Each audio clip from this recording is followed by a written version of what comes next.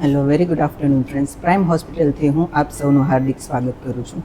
I hope તમે બધા મજામાં હશો અને તમારા સ્વાસ્થ્યનું ધ્યાન ખૂબ સારી રીતે રાખી રહ્યા હશો. આપ જાણો જ છો કે આપણે વારંવાર નવા ગેસ્ટ સાથે અને નવા ટોપિક સાથે મળતા રહીએ છીએ. તો આજે પણ આપણે એક નવા ટોપિક સાથે આવ્યા છીએ, જે ટોપિક છે લીવર ટ્રાન્સપ્લાન્ટ.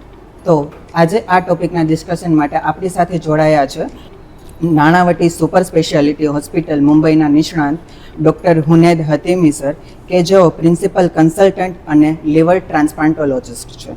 તો આજે આપણે એમની પાસેથી થોડું જાણીશું લીવર ટ્રાન્સપ્લાન્ટ વિશે. તો સર, આપ સૌ પ્રથમ તો આપ અમારા દર્શક મિત્રોને એ જણાવશો કે લીવર ટ્રાન્સપ્લાન્ટની જરૂર કોને પડે છે?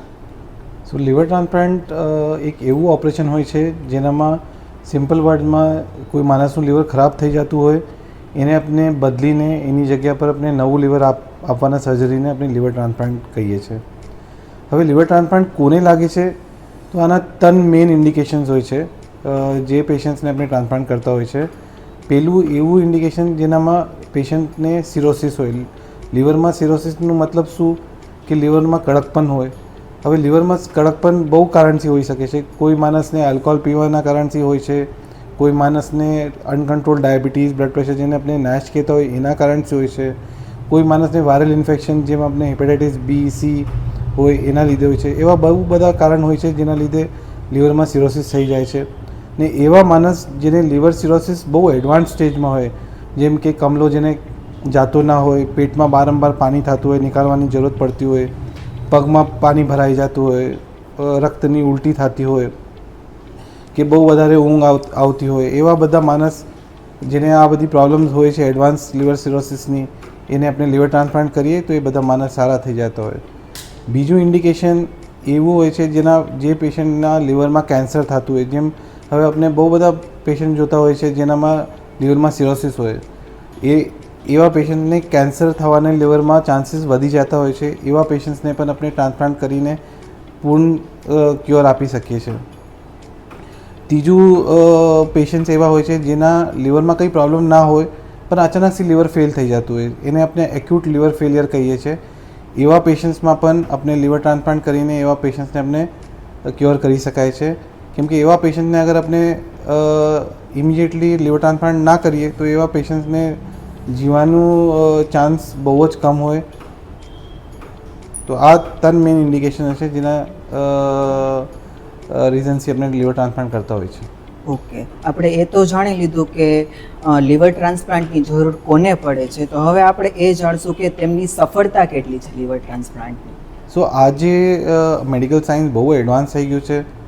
એવા ઇક્વિપમેન્ટ્સ આવી ગયા છે જેના લીધે લીવર ટ્રાન્સપ્લાન્ટની સક્સેસ પહેલાં કરતાં બહુ વધારે વધી ગઈ છે. હવે તમે અગર નોર્મલી કોઈ ફાઇન સેન્ટરમાં જે હાઈ વોલ્યુમ સેન્ટર હોય છે એનામાં લીવર ટ્રાન્સપ્લાન્ટની સક્સેસ ઇઝ મોર દેન 95%. કહેવાનું મતલબ એવું કે અગર 100 પેશન્ટ્સ આપણે લીવર ટ્રાન્સપ્લાન્ટના કરતા હોય તો 95 માણસ ફાઇન થઈને ઘરે જતા હોય, 5% પેશન્ટને આપણે બધું કરીને પણ આપણે નહીં બચાવી શકતા. ઓકે, આપણે એ બી જાણી લીધું કે લીવર ટ્રાન્સપ્લાન્ટની સફળતાનો રેશિયો કેટલો છે. તો હવે તમે અમને એ જણાવો કે લીવર ટ્રાન્સપ્લાન્ટ માટે ડોનર દાતા કોણ બની શકે?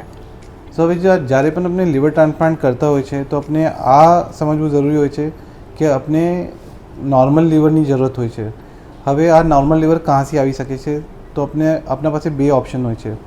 પહેલું ઓપ્શન એવું કે જેનામાં કોઈ આપણું ફેમિલી મેમ્બર, ભાઈ, બહેન, મમ્મી, પપ્પા કે બેટા, બેટી કોઈ પણ આપણું લીવરનું એક પાર્ટ ડોનેટ કરી શકે છે અને એ લીવર સાથે આપણે લીવર ટ્રાન્સપ્લાન્ટ કરી શકીએ છીએ. એક ઓપ્શન આ હોય છે.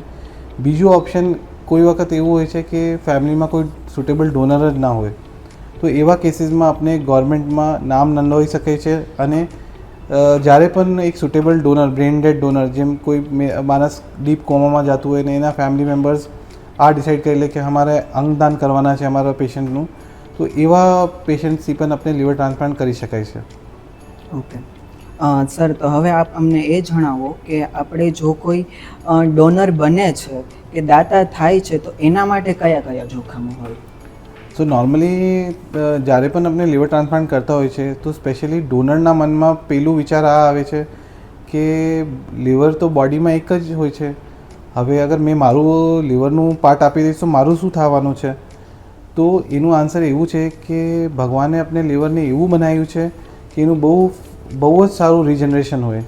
જેમ કે આપણે ચીપકલીની પૂંછ કાપી દઈએ તો પાછી ગ્રો થઈ જાય છે, એવું લીવર પણ બોડીમાં એવું જ ઓર્ગન હોય છે જેનું બહુ જ સારું રિજનરેશન પોટેન્શિયલ હોય છે. કોઈ માણસનું આપણે 80% પણ અગર લીવર નીકાળી લઈએ તો જે 20% હોય છે એ આખું મોટું થઈને 4 to 6 વીક્સમાં 80% અને 6 to 8 વીક્સમાં આખું 100% જેટલું જે બોડીને જેટલું રિક્વાયરમેન્ટ હોય છે એટલું ગ્રો થઈને કામ કરવા લાગી જાય છે. તો જે ડોનર હોય છે એને આગળ ચાલીને કંઈ લીવર રિલેટેડ પ્રોબ્લેમ નહીં હોતી, એ નોર્મલ જિંદગી જેમ નોર્મલ માણસ જીવે છે એમ જીવી શકે છે. આપણે હવે એ બી જાણી લીધું કે જો કોઈ ડોનર થાય છે તો એના માટે જોખમો કયા કયા છે. તો હવે તમે અમને એ જણાવો કે જો કોઈ કોઈ બિન સંબંધિત વ્યક્તિ ફેમિલી મેમ્બર કોઈ નથી, બ્લડ રિલેશનવાળું કોઈ વ્યક્તિ નથી, તો એ ડોનર થઈ શકે, એ દાતા થઈ શકે લીવર ટ્રાન્સપ્લાન્ટ માટે? સો નોર્મલી ઇન્ડિયામાં જેટલા પણ આપણે liver transplant for that matter કોઈ બીજા પણ ટ્રાન્સપ્લાન્ટ કરતા હોય છે તો ગવર્મેન્ટની રિક્વાયરમેન્ટ એવી હોય છે કે જે પણ ડોનેટ કરતું હોય એ ફેમિલી મેમ્બર જ હોવું જોઈએ. નોર્મલી લીવરમાં આપણે ઓનલી બ્લડ ગ્રુપ જોતા હોય છે, યા તો સેમ હોય યા તો મેચિંગ બ્લડ ગ્રુપ હોય એ લીવર આપી શકાય છે. Friends, non related people generally are not allowed to donate. એવા કેસીસમાં આપણે ગવર્મેન્ટમાં એનું પેશન્ટનું નામ લખાવવું પડે છે ને કોઈ પણ બ્રેન્ડેડ વ્યક્તિ હોય જેના ફેમિલી મેમ્બર કન્સેન્ટ કરતા હોય એનાથી આપણે લીવર ટ્રાન્સપ્લાન્ટ કરી શકાય છે. ઓકે સર, અમારા દર્શક મિત્રોને લીવર ટ્રાન્સપ્લાન્ટ માટે આટલી બધી માહિતી આપવા માટે આપનો ખૂબ ખૂબ આભાર. આપણે ફરી એકવાર મળશું નવા ગેસ્ટ સાથે અને નવા એક ટોપિક સાથે. ત્યાં સુધી till then take care, bye. Thank you so much.